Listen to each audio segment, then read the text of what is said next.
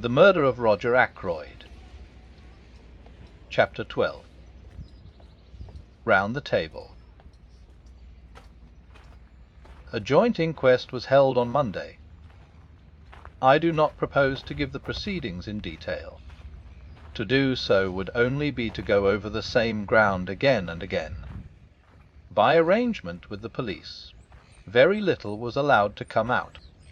I gave evidence as to the cause of Ackroyd's death and the probable time. The absence of Ralph Peyton was commented on by the coroner, but not unduly stressed. Afterwards Poirot and I had a few words with Inspector Raglan. The inspector was very grave. "It looks bad, Mr. Poirot," he said. "I'm trying to judge the thing fair and square.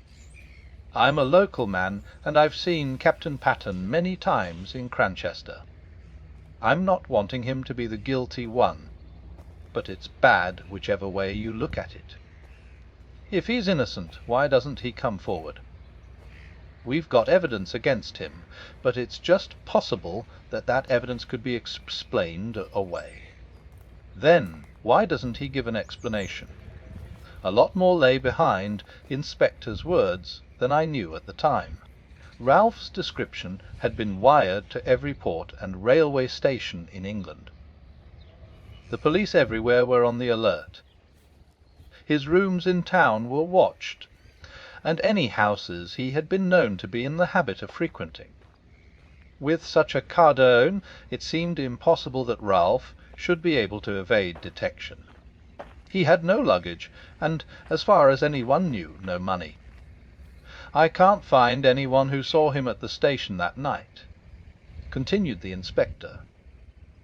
"And yet he's well known down here, and you'd think somebody would have noticed him. There's no news from Liverpool either." "You think he went to Liverpool?" queried Poirot. "Well, it's on the cards.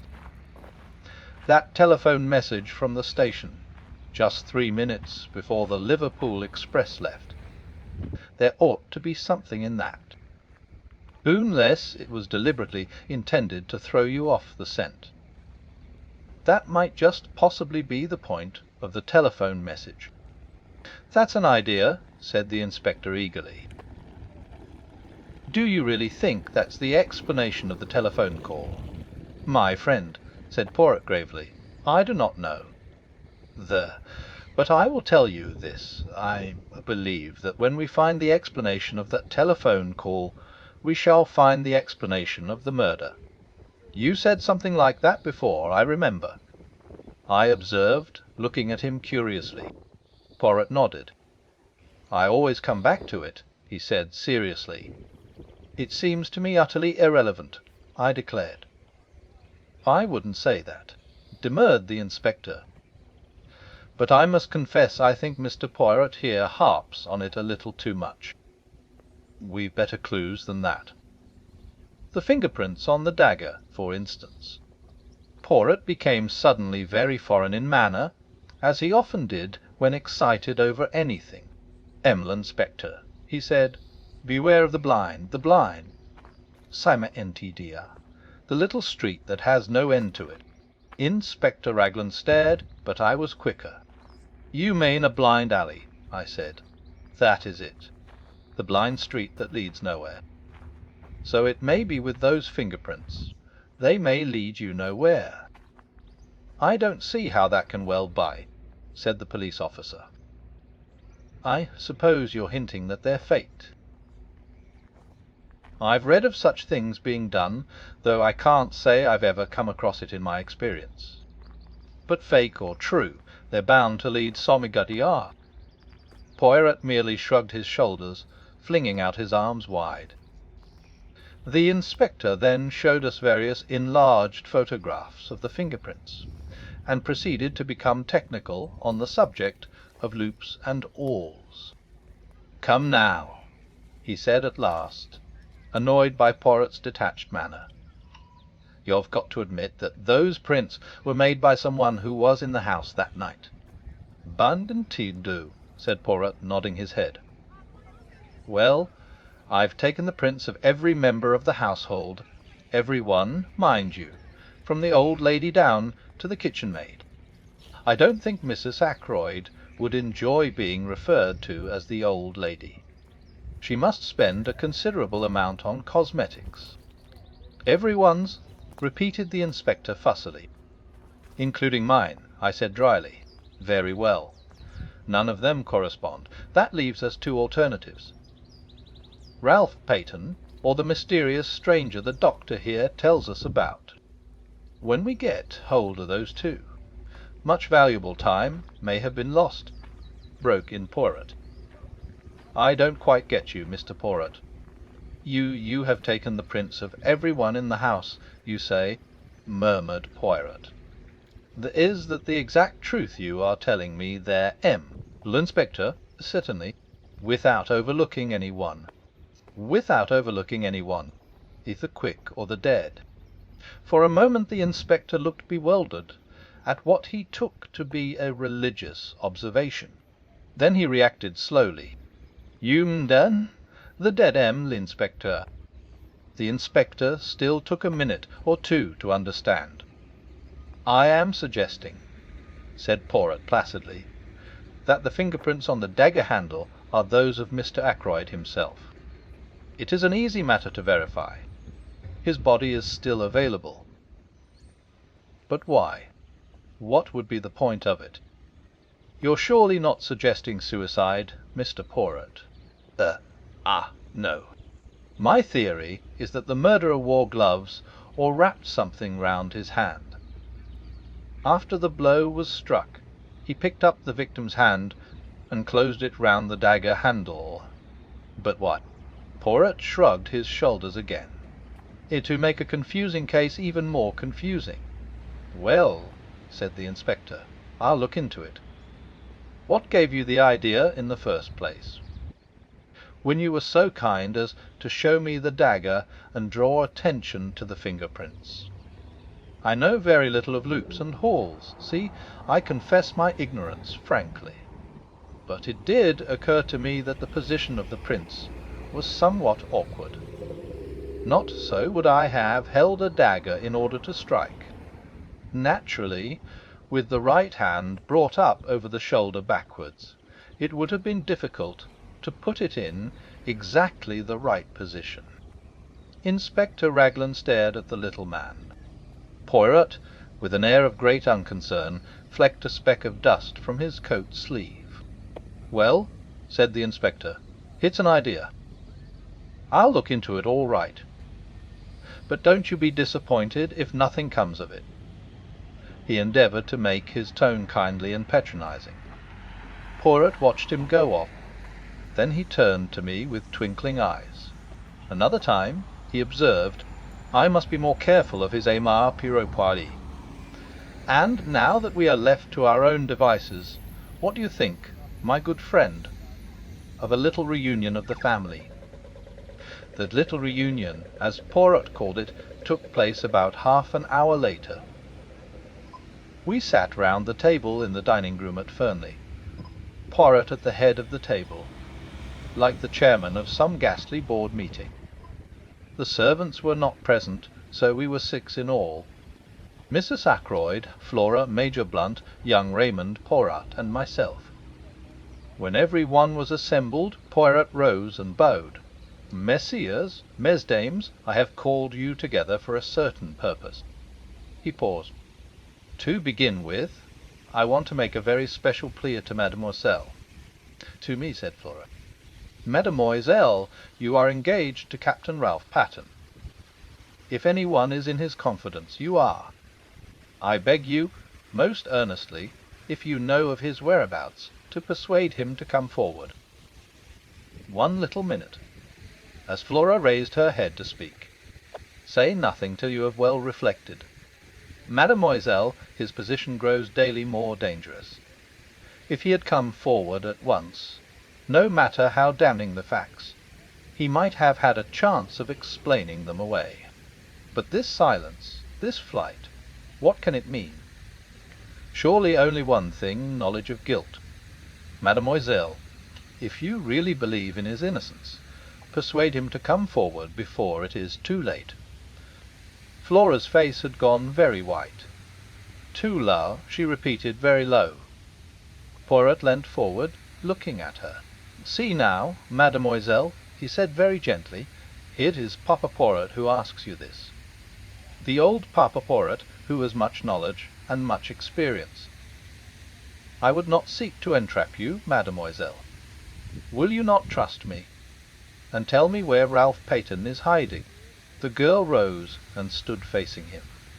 Poirot," she said in a clear voice, "I swear to you, swear solemnly, that I have no idea where Ralph is, and that I have neither seen him nor heard from him either on the day of the murder or since."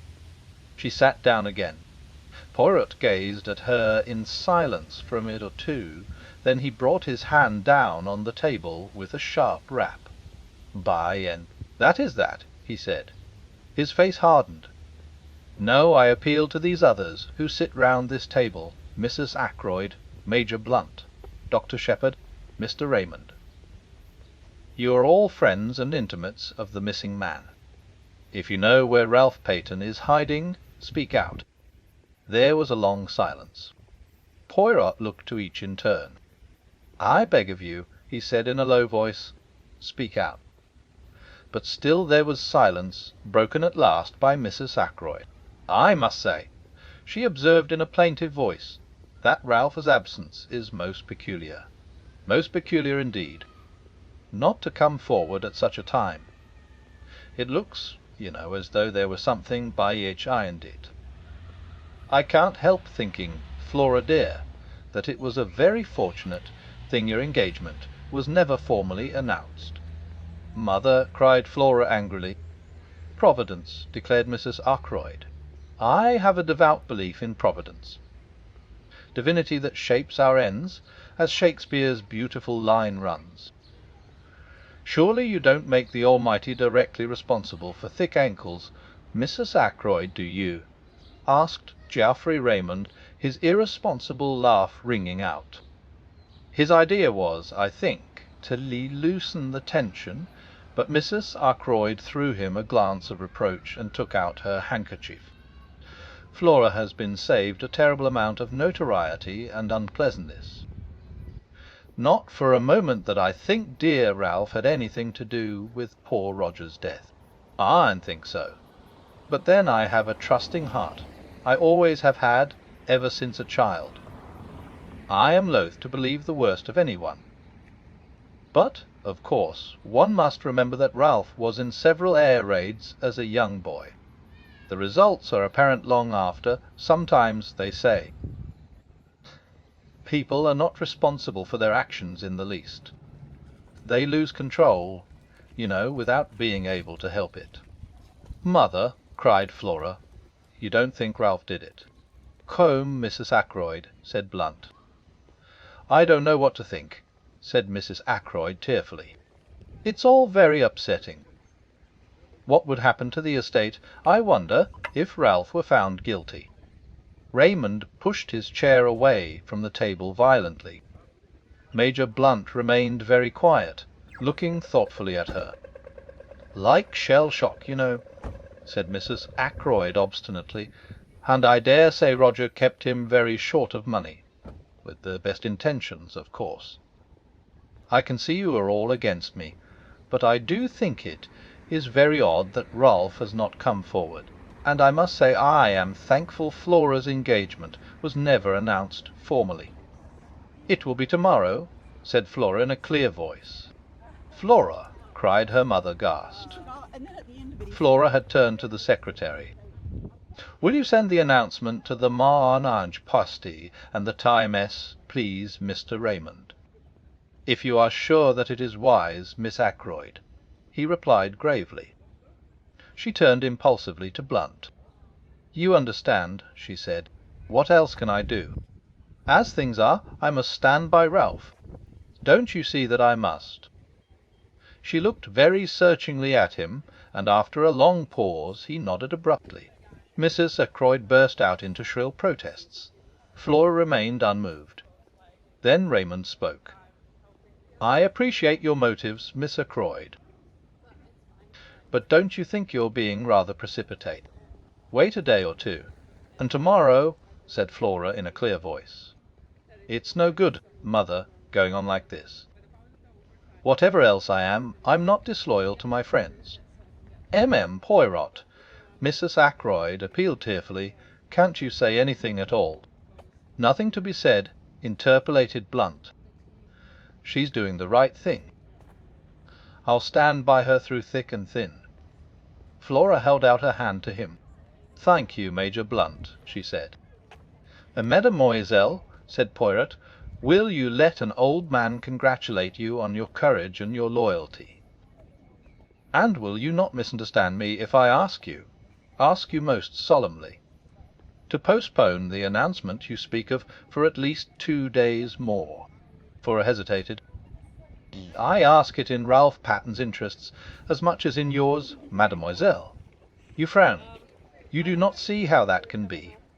But I assure you that it is so. Beargis, you put the case into my hands. You must not hamper me now. Flora paused a few minutes before replying. "I do not like it," she said at last, "but I will do what you say." She sat down again at the table. "And now, messieurs et mesdames," said Poirot rapidly, "I will continue with what I was about to say. Understand this: I mean to arrive at the truth.